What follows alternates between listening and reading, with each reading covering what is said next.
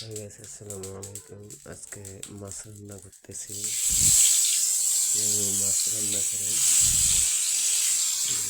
তো আজকে মজাদার একটা খাওয়ান মাছ।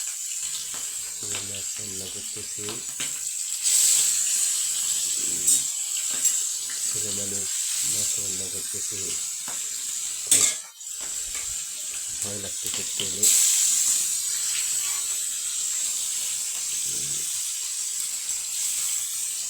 তো